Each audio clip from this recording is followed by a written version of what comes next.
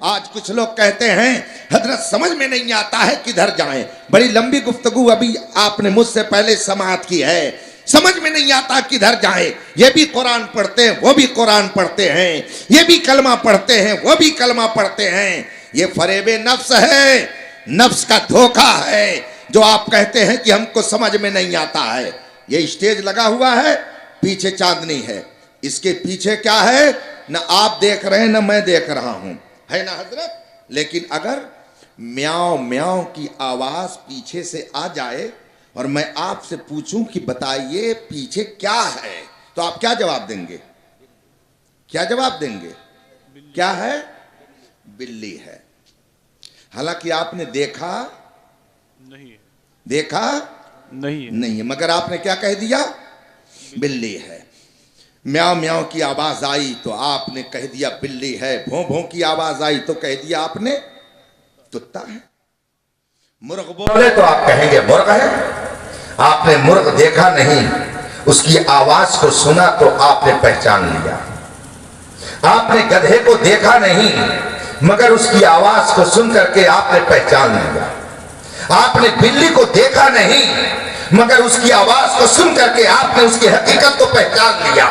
مجھے بتایا جائے جب آپ کے پاس اتنا شعور ہے, آپ کے پاس اتنی عقل ہے, آپ کے پاس اتنی سمجھ ہے کہ آپ نے آواز سن کر کے حقیقت کا پتہ لگا لیا, تو اگر انسانوں میں آوازیں الگ الگ نکلیں تو کیوں نہیں آپ پتہ لگاتے ہیں کہ یہ کون ہے؟ جب ربیع الاول شریف کا مہینہ آتا ہے تو ایک آواز آتی ہے کہ یہ تو شرک اور بدعت ہے, میلاد کرنا حدیث سے ثابت نہیں ہے, اور دوسری آواز آتی ہے مثل فارس زلزلے ہو نجد میں ذکر آیات بلاغت کیجئے. ایک طرف سے آواز آتی ہے نبی مر کر مٹی میں مل گئے وہ کچھ نہیں دے سکتے ہیں, مگر دوسری طرف سے آواز آتی ہے تو زندہ ہے واللہ, تو زندہ ہے واللہ میری چشم عالم سے چھپ جانے والے. ایک طرف سے آواز آتی ہے کہ نبی تو گاؤں کے چودھری کی طرح سے ہے, وہ ہمارے بڑے بھائی ہے, اور دوسری طرف سے آواز آتی ہے اللہ کی سرتابہ قدم شان ہے, یہ انسان نہیں انسان وہ انسان ہے. یہ قرآن تو ایمان بتاتا ہے انہیں, ایمان یہ کہتا ہے میری جان.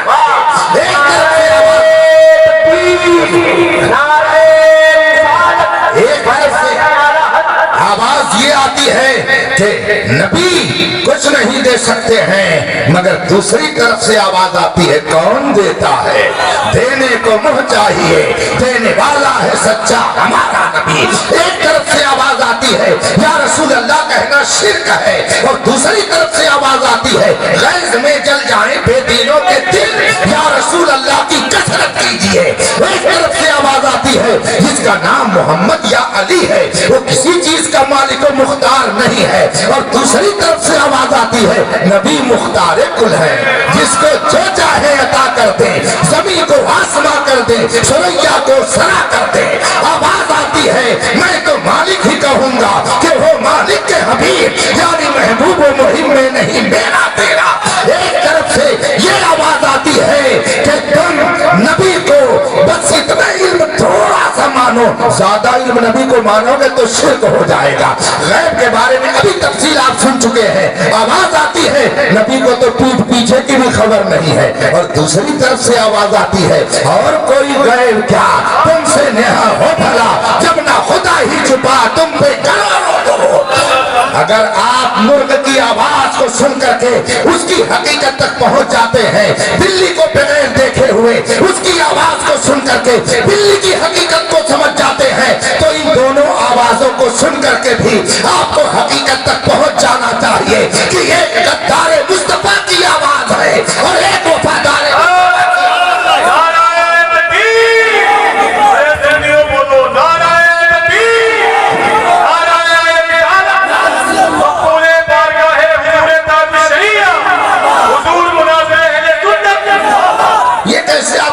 ہماری سمجھ میں بات نہیں آتی ہے, کیسے ہم فیصلہ کریں؟ آپ اگر جانوروں کی آواز کو سن کر کے ان کی حقیقت کو سمجھ جا رہے ہیں تو چلتے پھرتے ان جانوروں کی آواز کو سن کر کے بھی حقیقت کو سمجھ جانا چاہیے.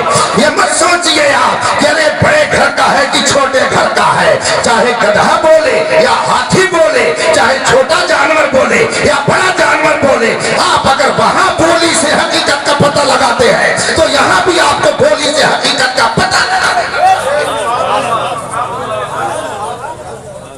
چمکتا جو نظر آئے وہ سب سونا نہیں ہوتا. اگر دنیا میں رہنا ہے تو کچھ پہچان پیدا کر. آپ یہ مت سمجھیے کہ مولانا لوگوں کو بیوقوف بنا کر کے آپ چلے جائیں گے. حضرت کیا بتائیں سمجھ میں نہیں آتا ہے. یہ نفس کا فریب ہے. میں نے حضور تاج الشریعہ سے علیہ رحمت و رضوان ایک بار پوچھا, وصال سے کچھ مہینے پہلے, حضور اس دور میں سب سے بڑا مذہبی فتنہ کیا ہے؟ ویسے حضرت نے تو مجھ پہ ساون بھادو کی طرح جو بارش کرم فرمائی ہے میں اسے بتا نہیں سکتا. اسی لیے ہزار مصیبتیں بھی سہ کر کے میں مسکراتا ہوں کہ اس ذات نے مجھے اپنا بنا کر انمول کر دیا. جب تک بکے نہ تھے تو کوئی پوچھتا نہ تھا, اس نے ہمیں خرید کے انمول کر دیا. ابھی 3-4 ہفتہ قبل آقائے نعمت حضور محدث کبیر دامت برکاتہ العالیہ سے گفتگو ہو رہی تھی فون پر. حضرت نے فرمایا, مولانا جس کو محبوبیت کا مقام حاصل کرنا ہو اسے در رضا کی غلامی اختیار کرنی پڑے گی. اگر کوئی محبوبیت کا درجہ چاہتا ہے تو وہ رضا کے در کی غلامی کا پٹا اپنے گلے میں ڈال لے, رب تعالیٰ اسے اپنا محبوب بنا لے گا, وہ قوم اسے اپنا مقبول بنا لے گی. کیا آپ نہیں دیکھتے ہیں کہ جو تیرے در سے یار پھرتے ہیں در بدر یوں ہی خار پھرتے ہیں؟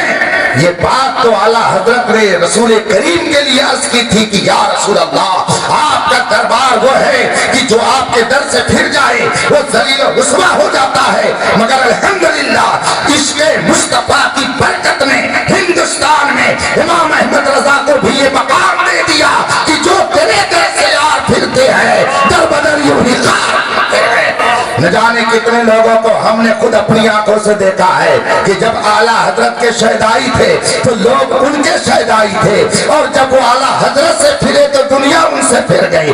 اعلیٰ حضرت تو بہت بڑی ذات ہے. میرے تاج الشریعہ کی یہ شان تھی کہ جو ان سے قریب رہتا تھا تو لوگ ان سے قریب رہتے تھے, اور جب تاج الشریعہ نے کسی سے نظر پھیر لی تو دنیا نے ان کی طرف سے نظریں پھیر لیا. نہ جانے کتنے مولانا لوگوں کا بائیکاٹ کر دیا گیا اس وجہ سے کہ تاج الشریعہ ان سے ناراض. میں نے پوچھا, جب ہمارے یو پی میں جو اس وقت حالات ہیں, اس سے پہلے جو حالات پیدا ہوئے, تو میں نے حضور تاج الشریعہ سے عرض کیا, حضور ہم لوگ چلتے ہیں تو جملے سنائے جاتے ہیں, ہم لوگ چلتے ہیں تو بھکتیاں کسی جاتی ہیں, بدتمیزی کے جملے بولے جاتے ہیں, دماغ بہت خراب ہو گیا لوگوں کا. ہم اپنی قوم کو کیا پیغام دیں, اپنے نوجوانوں کو کس طرح رہنے کی تعلیم دیں, ہم ان کو کون سا پیغام دیں کہ یہ کیسے ہندوستان میں رہیں. حضور تاج الشریعہ کا جو مخصوص لب و لہجہ تھا, مخصوص انداز تھا, حضرت کچھ دیر توقف فرمانے کے بعد ایک عربی کا شعر پڑھتے ہیں. فرماتے ہیں کہ قوم کے لیے یہی پیغام ہے. فرماتے ہیں تاج الشریعہ, وَلَقَدْ أَمُرُّ عَلَى اللَّئِيمِ يَسُبُّنِي وَلَقَدْ أَمُرُّ عَلَى اللَّئِيمِ يَسُبُّنِي فَمَضَيْتُ ثَمَّ قُلْتُ لَا يَعْنِينِي. فرماتے ہیں یہ شعر پڑھ کر مولانا قوم کو یہی پیغام دیتے رہیے. آپ نے اس کا ترجمہ نہیں سنا سمجھا ہوگا, اس لیے کہ پڑھائی نہیں ہے تو دے گی کیا. ہاں یہ ان کو ناز کس پر ہے, انگلش پر. اگر انگلش ان کو آ گئی تو سمجھتے ہیں ہم سے زیادہ قابل کوئی نہیں ہے. بلکہ لوگ کہتے ہیں اگر کسی پہ روب جمانا ہو تو انگلش میں بات کرنے لگے تو اس کے اوپر روب تھوڑا جم جائے گا, اور واقعی جم بھی جاتا ہے. لیکن شاید یہ نہیں سمجھتے ہیں کہ قبر میں جانے کے بعد سارا روب اتر جائے گا, اس لیے کہ وہاں پر انگلش اور اردو نہیں بولی جائے گی بلکہ وہاں تو عربی زبان سکھائی اور بولی جائے گی. پھر وہاں سلسلہ کچھ اور چلے گا.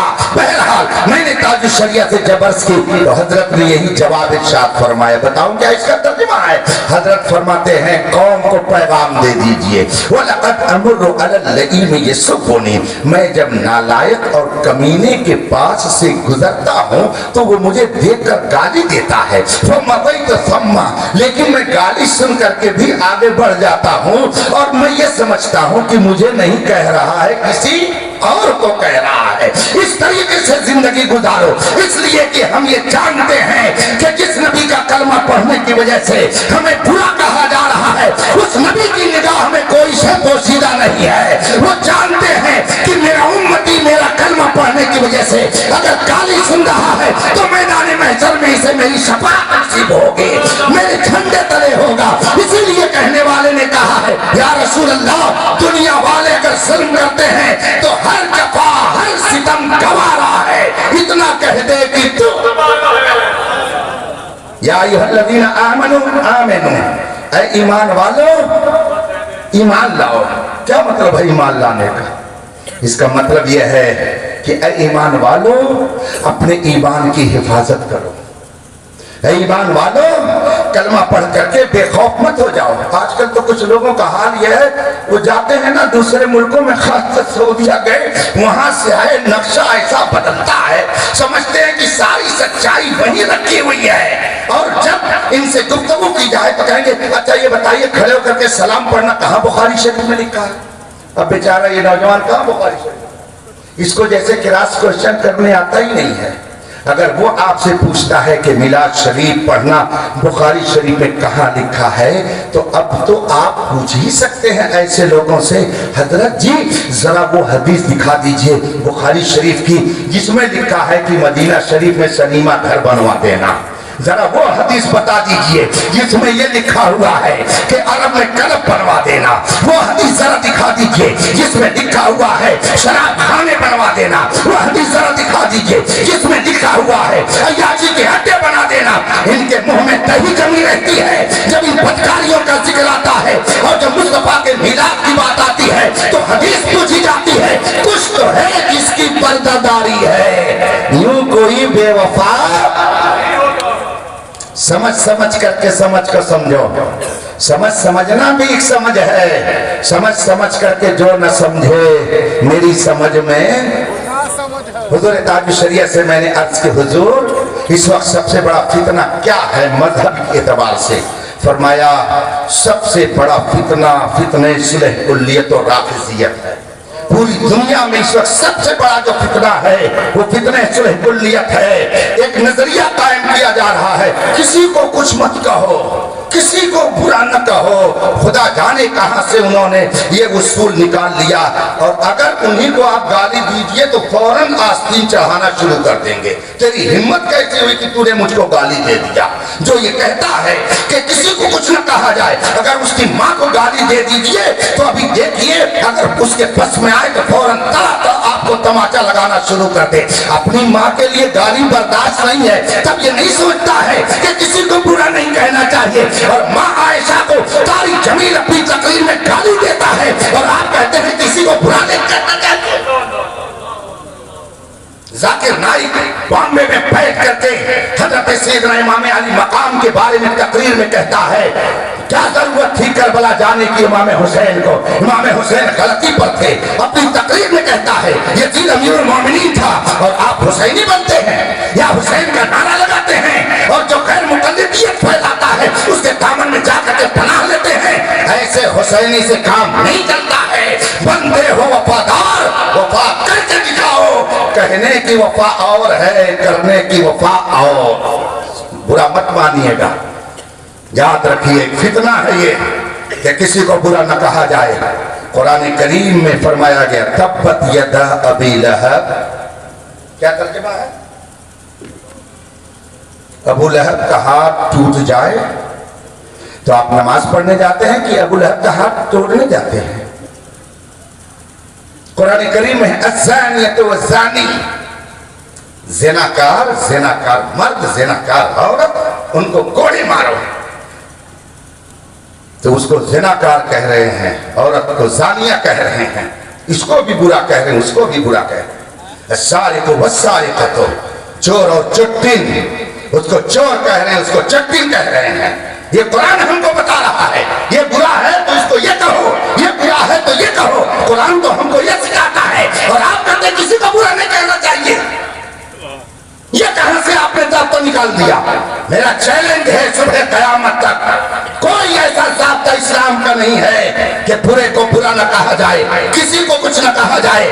اسلام اس کے لیے نہیں آیا ہے، اسلام تو اس لیے آیا ہے ما کان اللہ لیذر المؤمنین علی ما انتم علیہ حتی یمیز الخبیث من الطیب. اللہ تعالیٰ آپ کو ایک حالت کو نہیں چھوڑے گا بلکہ خبیث اور طیب کو، پاک اور ناپاک کو، خباثت اور طہارت کو، نجاست کو الگ الگ کر دے گا اور بتا دے گا دنیا والوں کو خباثت کیا ہے اور نجاست کیا ہے.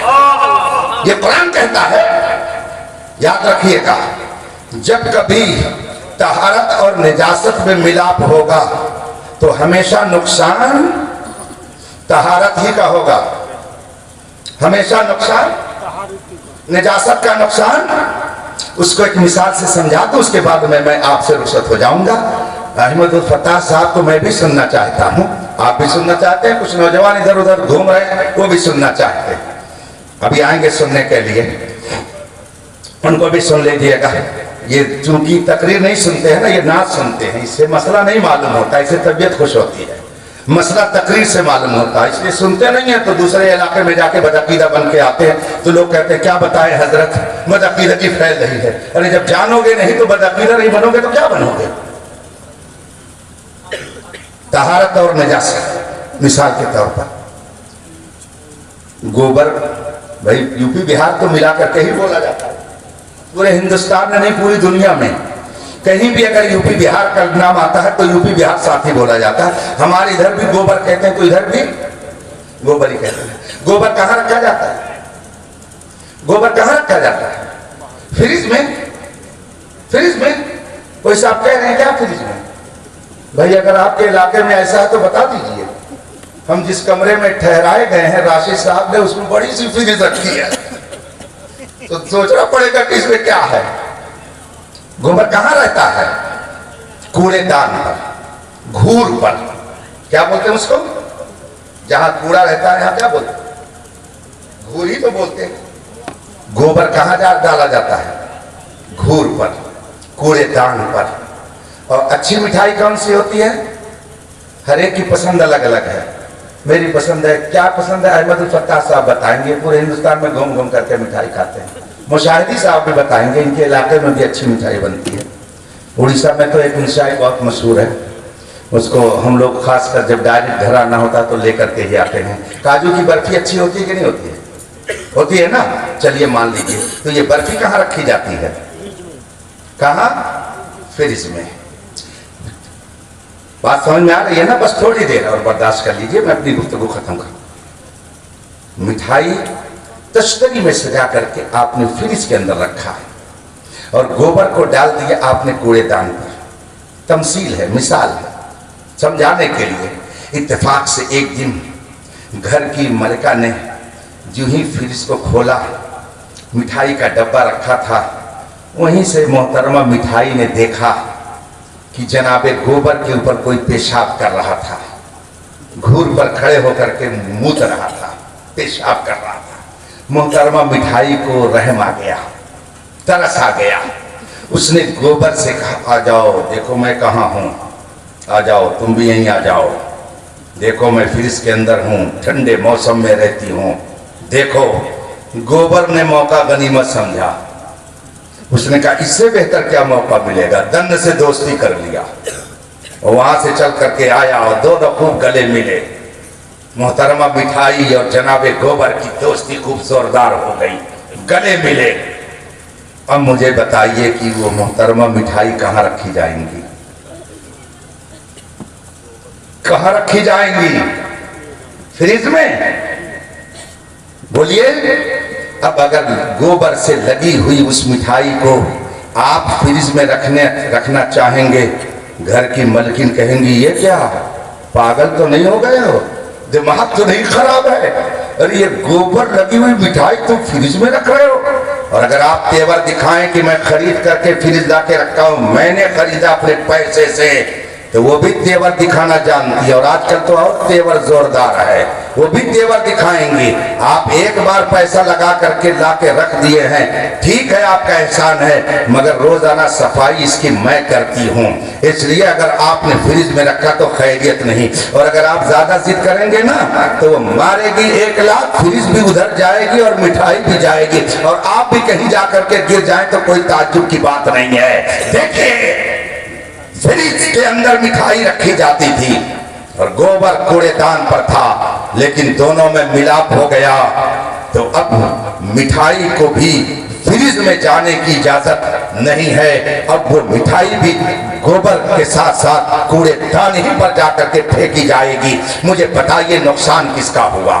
مٹھائی کا نقصان ہوا کہ گوبر کا نقصان ہوا؟ ارے گوبر تو پہلے ہی کوڑے دان پر رہتا تھا، اب بھی کوڑے دان ہی پر ہے، وہ پہلے بھی گھور پر تھا، اب بھی وہی ہے۔ ہاں مٹھائی کا نقصان ہو گیا کہ پہلے وہ فریج میں رہتی تھی، اب وہاں سے نکال کر کے اس کو کوڑے دان پر پھینک دیا گیا۔ ابھی آپ نے حدیث پاک کی روشنی میں سنا ہے 72 جہنمی ہے، 1 جنتی ہے، اور وہ اہل سنت و جماعت ہے۔ اہل سنت و جماعت کے افراد آپ مثل عمدہ شاندار مٹھائی کے ہو، اور وہ 72 جہنمی مثل گوبر ہے، آپ ان سے دوستی کریے گا، ان کا نقصان نہیں ہوگا، نقصان آپ ہی کا ہوگا۔ وہ تو پہلے بھی جہنمی تھے، اب بھی جہنمی رہیں گے، نقصان آپ کا ہوگا کہ جنت کی بہاروں سے نکال کر کے جہنم کے کوڑے دان میں پھینک دیے جائیں۔ اس لیے یاد رکھیے جو لوگ اس طرح کا نظریہ پیش کرتے ہیں وہ آپ کے دوست نہیں ہو سکتے ہیں، وہ آپ کے دشمن ہیں۔ اس لیے اگر آپ مومن ہیں تو اپنے ایمان کی حفاظت کیجئے، اور ایمان کی حفاظت کے عظیم قلعہ کا نام مسلک اعلیٰ حضرت ہے۔ وآخر دعوانا الحمدللہ رب العالمین۔ السلام علیکم۔